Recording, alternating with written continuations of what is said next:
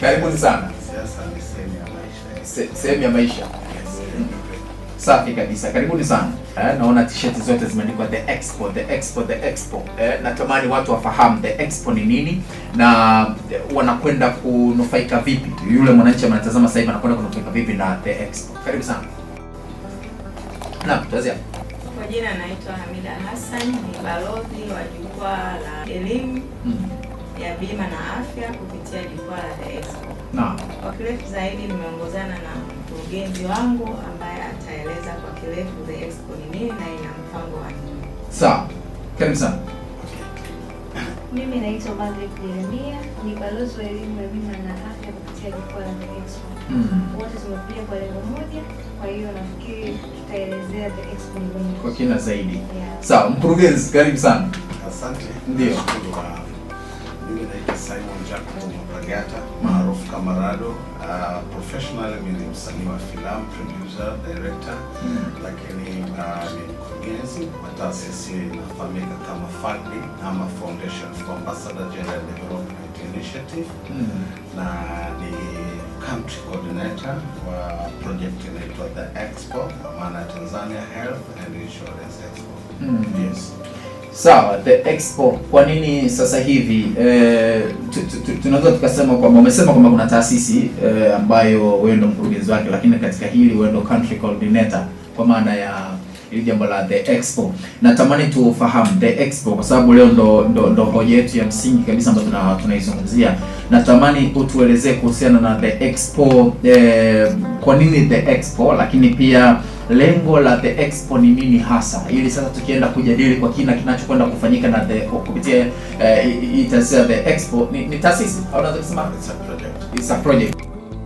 Sasa kupitia project ya The Expo natamani tutakuja kuzungumza kwa kina zaidi kuhusiana na The Expo inakwenda kufanya nini. Sasa kwa kwanza tuanze kumfahamisha labda anatazama kuhusiana na The Expo nini. Karibu sana. Okay, kwanza na nishukuru swali nzuri na umenipa line nzuri ya kuanzia. Cha kwanza ningependa nizungumze kidogo kuhusu FAGDI.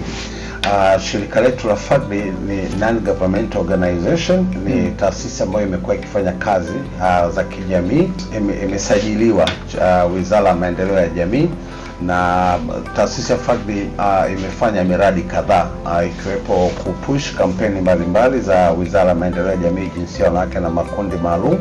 Moja kati ya kampeni ambazo FAGDI imefanya ni Zifi Ukuki, kwa maana zijue fursa, imarisha uchumi, kataa ukatili, kazi iendelee.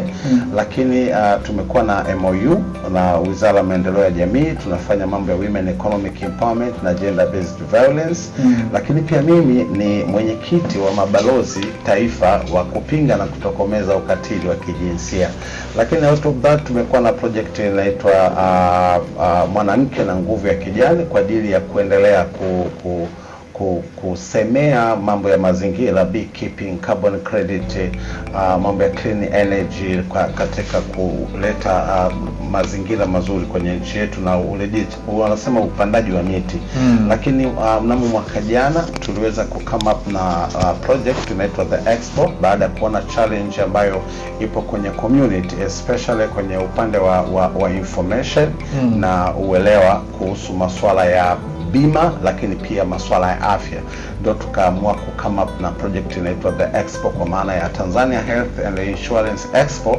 Ni jukwaa mahususi ambao linawaleta wataalam wa masuala ya bima, lakini pia wataalamu wa masuala ya afya kwenye jukwaa moja kujadili mustakabali, mbinu mbalimbali ambazo wanaweza kwenda kuziendesha katika kuwahudumia wananchi, lakini kikubwa zaidi ikiwa ni kusogeza elimu thabiti mlangoni kwa wananchi, kwa maana tushuke sasa kwenye ground na wataalamu ili waweze kwenda kuhudumia wananchi vizuri.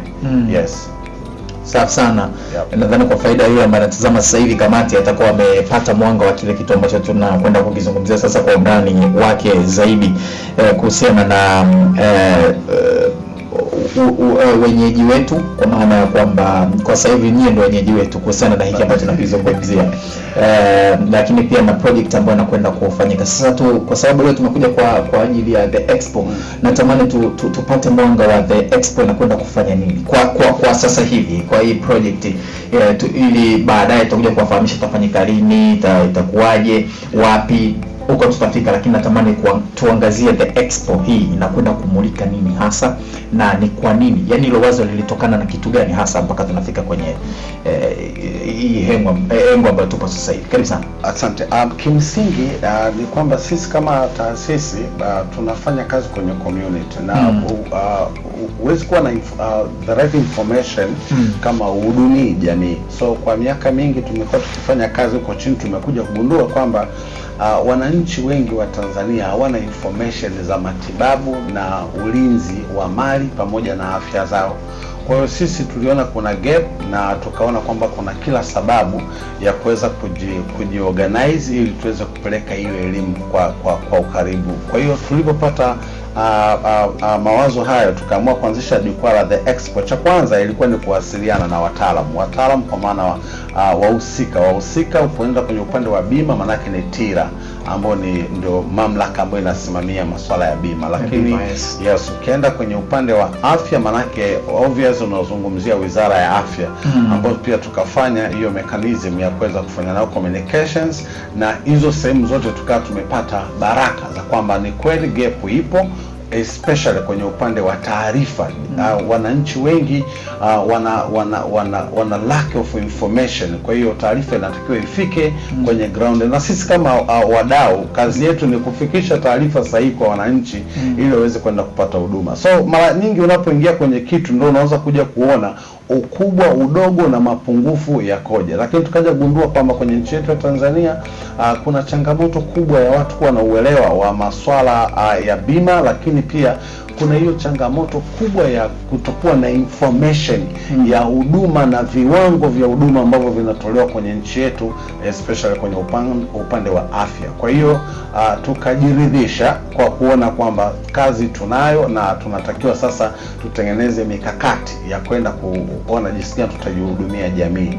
Kwa hiyo tumefuata zile taratibu za kiserikali, lakini baada hapo tukaamua tuanzishe kampeni mbalimbali. Kuna kampeni ndani ya The Expo inaitwa Hakika Maisha Campaign, ambapo tayari kwa sasa hivi Dar es Salaam tumeweza kumobilize zaidi ya club za jogging 250 ambazo zitakwenda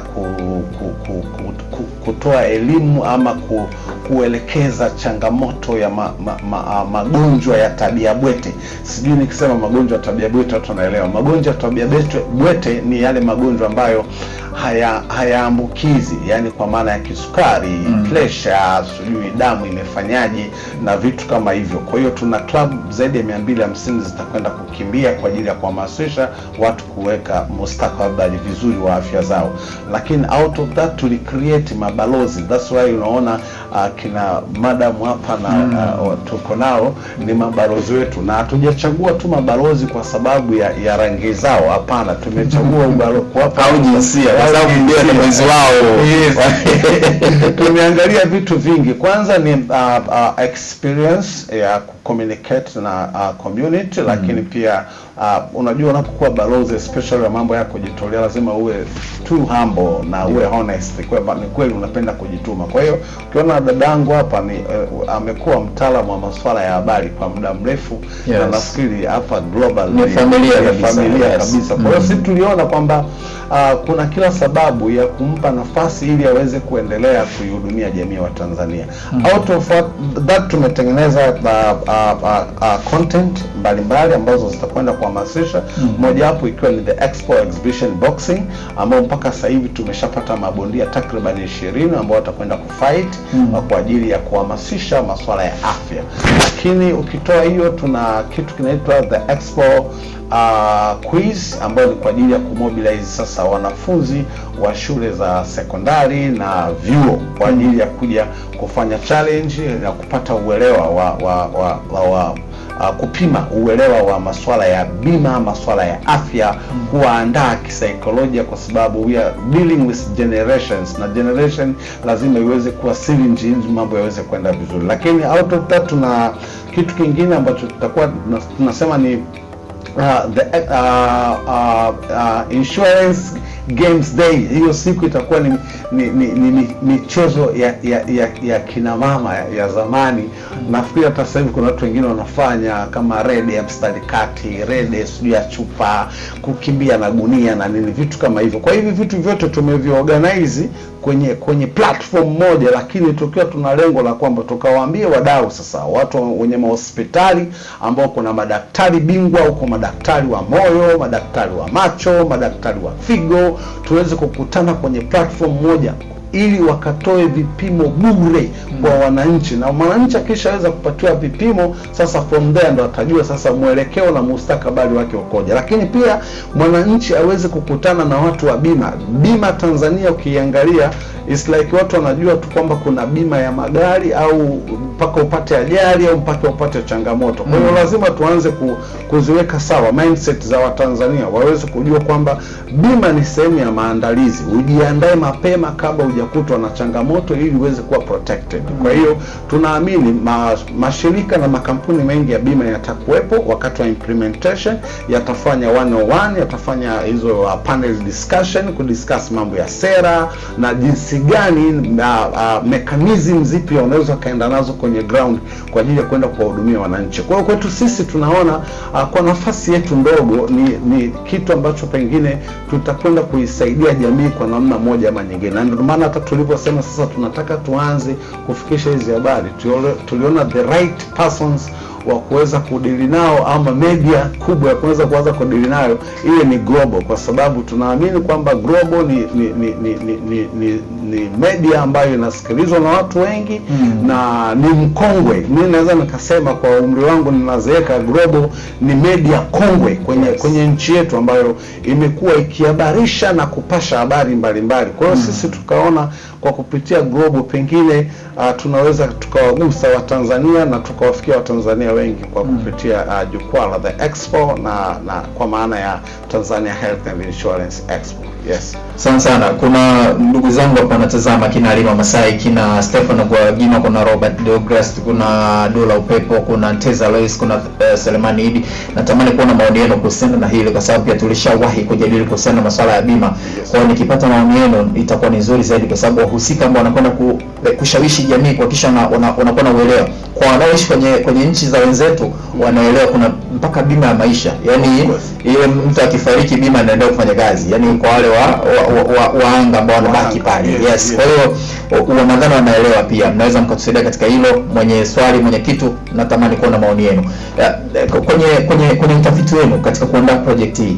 Kwa sababu leo tumebase na The Expo.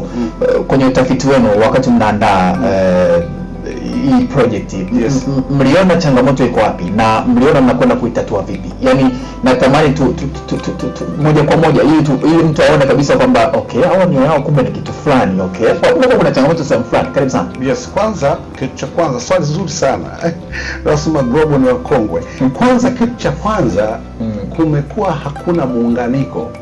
hakuna muunganiko kati ya wataalamu wa bima na wataalamu wanaotoa huduma za afya. Hicho ni cha kwanza. Na ndio maana sisi tukasema ili tuweze kutibu, cha kwanza ni kumobilize resources. Kwa hiyo ni kuwakusanya kwenye platform moja wadau hawa wawili waweze kuzungumza lugha moja. Nafikiri kuna taarifa umekuwa ukizisikia watu wanasema kwanza ukikata bima ukienda kwenye hospitali upewi first priority. Ukikata bima hospitali zenyewe dawa kwa hiyo unaona kabisa kwamba kumbe kuna umuhimu sasa wa kukutanisha makampuni ya bima na watoa huduma za afya ili waweze kukutana kwenye sehemu moja. Lakini ukiacha tu kwenye mambo ya afya, manake kuna changamoto na malalamiko mengine ambayo yapo kwenye bima nyingine ambazo zimekuwa zikitolewa. Kuna mambo sijui udanganyifu, watu sijui wanafanya nini. Na sisi tunaamini, kwa mfano ukisema TIRA wamekuwa wakifanya kazi kubwa sana ya kusimamia hivi vitu. Lakini pia tunaamini makampuni ya bima pia yanahitaji kujifunza na kuendelea kulearn, especially sisi wa Tanzania tunataka nini na tuko vipi na tunahitaji kwenda wapi ili waweze kuongeza ubora wa product walizonazo.